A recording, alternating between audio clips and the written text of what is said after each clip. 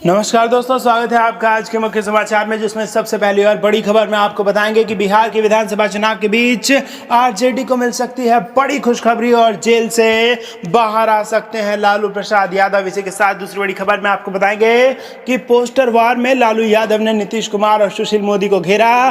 Poster में नीतीश कुमार को मुख्य मौका मंत्री बताते हुए सुशील मोदी को भी लपेटे में ले लिया। और तीसरी बड़ी खबर में जिक्र होगा कि बिहार में तेजस्वी यादव की है एक के बाद एक 12 जगहों पर ताबड़तोड़ रैलियां, जिसमें आपको बताएंगे कि कैसे तेजस्वी यादव की रैलियों में जबरदस्त जन सैलाब उतर रहा है और जन समर्थन से वापस आरजेडी कांग्रेस महागठबंधन की सरकार बिहार में बन सकती है। तो दोस्तों, हर एक खबर की गहराई में आपको ले जाएंगे, लेकिन उससे पहले अगर आपको भी ऐसा लगता है कि बिहार में आरजेडी कांग्रेस महागठबंधन की सरकार बनेगी तो आप अभी इस वीडियो को लाइक कीजिए और इस लाल बटन को दबा के इस चैनल को फ्री में सब्सक्राइब करके घंटी बजाइए और कमेंट में लिखिए जय हिंद। दोस्तों, रुक करते हैं तमाम बड़ी खबरों की तरफ।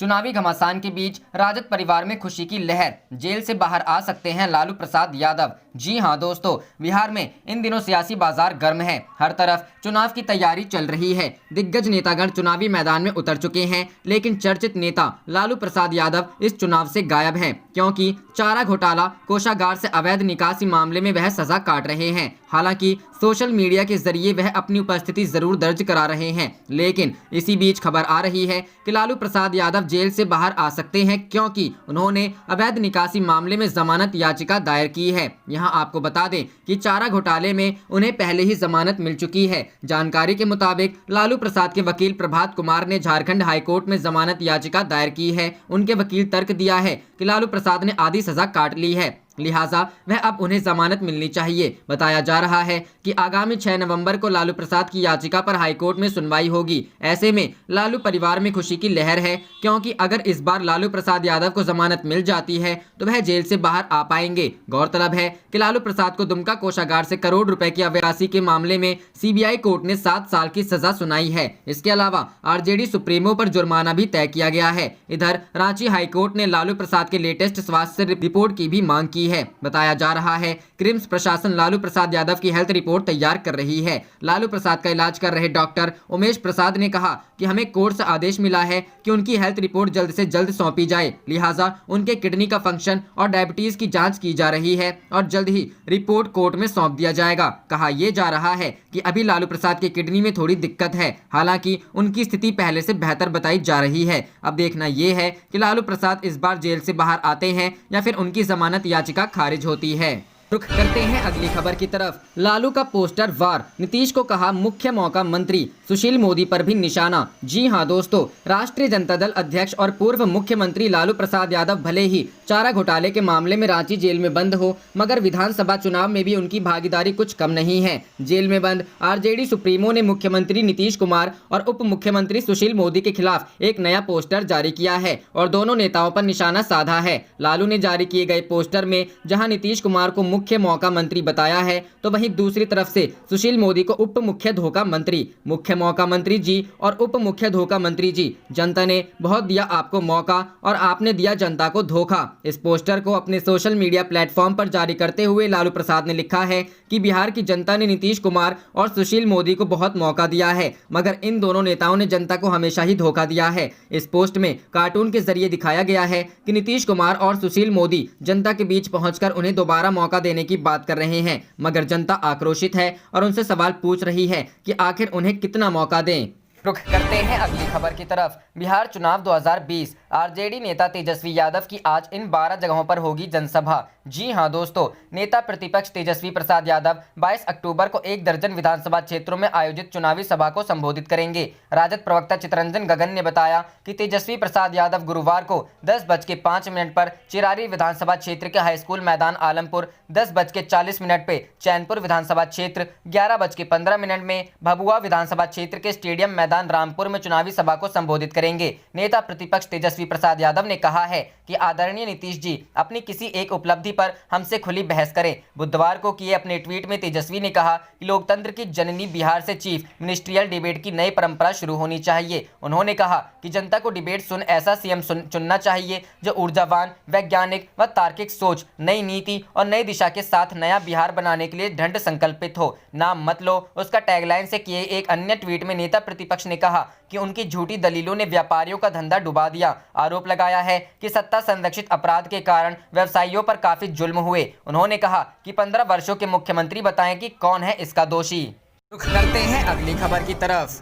बिहार चुनाव 2020, परसा की रैली में भड़के नीतीश, वोट नहीं देना है मत दो लेकिन शांत रहो। जी हां दोस्तों, बिहार के छपरा में बुधवार को मुख्यमंत्री नीतीश कुमार की सभा में अजीब हालात हो गए। नीतीश के भाषण के दौरान उनके मंच से कुछ दूरी पर ही लालू तेजस्वी जिंदाबाद के नारे गूंजने लगे। इस पर सीएम नीतीश भी आक्रोशित हो गए और युवाओं को नसीहत देते हुए जमकर लताड़ा। नीतीश ने यहां तक कह दिया कि वोट नहीं देना है तो मत दो लेकिन शांत रहो। परसा विधानसभा क्षेत्र के डेरनी में आयोजित सभा को संबोधित करते हुए मुख्यमंत्री नीतीश कुमार पहुंचे थे। मंच पर लालू के समधी चंद्रिका राय और उनकी बेटी व तेज प्रताप की पत्नी ऐश्वर्या भी मौजूद थीं। नीतीश ने भाषण देना शुरू किया तो कुछ युवाओं ने लालू तेजस्वी जिंदाबाद के साथ ही लालू के समधी चंद्रिका राय के खिलाफ नारेबाजी शुरू कर दी। नाराज नीतीश ने पूछा, क्या बोल रहे हो जी? जो बोलना है हाथ उठाकर बोलो। भीड़ में खड़े होकर अनाप शनाप क्यों बोल रहे हो? यहाँ पर हल्ला नहीं करो। तुमको अगर वोट नहीं देना है तो मत दो। रुख करते हैं अगली खबर की तरफ। बिहार इलेक्शन, विकास से कोसों दूर, नीतीश सरकार के मंत्री का विधानसभा क्षेत्र, ग्रामीणों ने वोट बहिष्कार का लिया फैसला। जी हाँ दोस्तों,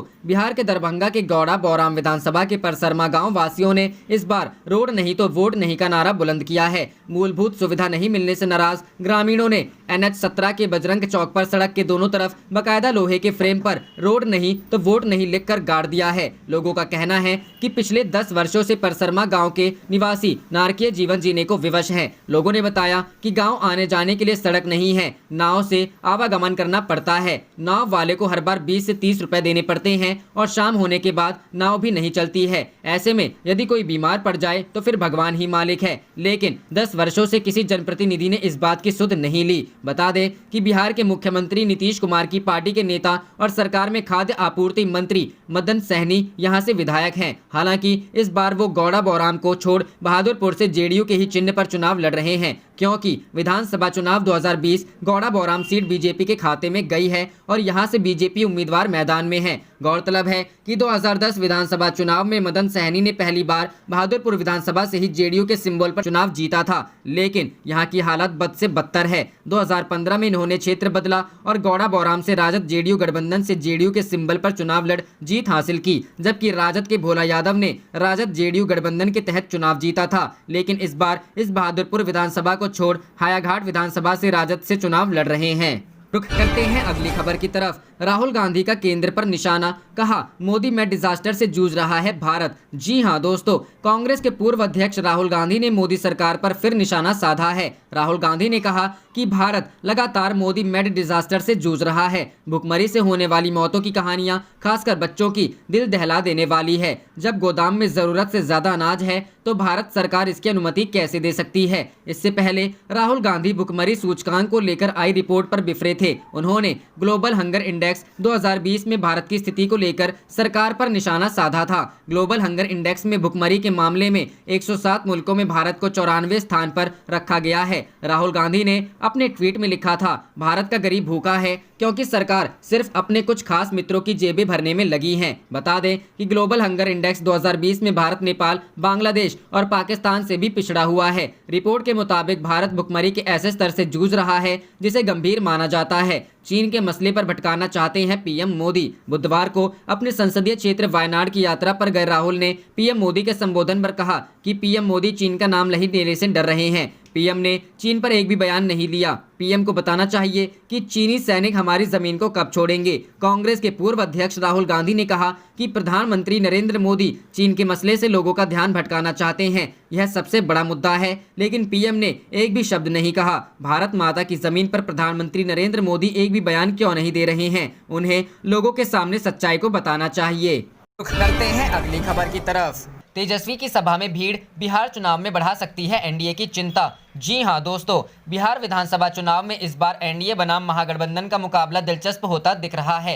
महागठबंधन के मुख्यमंत्री उम्मीदवार तेजस्वी यादव की सभा में भीड़ की तस्वीर सोशल मीडिया पर वायरल हो रही है। राजद नेताओं के लिए ये तस्वीरें बदलाव की बयार है, तो दूसरी ओर एनडीए के नेताओं के लिए यह बुलाई गई भीड़ मात्र है। तेजस्वी मंगलवार को भोजपुर जिले की अगियाओं विधानसभा में एक जनसभा को संबोधित करने पहुंचे थे, जहां उन्होंने महागठबंधन के प्रत्याशी मनोज मंजिल के लिए वोट मांगे। सुबह के 11 बजे हैं और चारों तरफ नारों की गूंज। इस बार तेज रफ्तार तेजस्वी सरकार। सभा में भीड़ देख तेजस्वी यादव गदगद नजर आए। लोगों से खचाखच भरा पूरा मैदान पार्टी के झंडों से रंगा नजर आ रहा था। सभा में आए लोगों का उत्साह देखते ही बन रहा था। मंच के सामने से हर युवा तेजस्वी को अपने मोबाइल में कैद करना चाहता था। भीड़ से उत्साहित तेजस्वी मंगलवार की शाम ट्वीट करते हैं, महागठबंधन की सभाओं में उमड़ रहा जनसैलाब लोगों के लिए भीड़ हो सकती है, लेकिन मेरे लिए यह करोड़ों बिहार वासियों की आकांक्षाएं, सपने और उम्मीदें हैं। आप देख रहे थे आपका अपना चैनल जय हिंद जय भारत।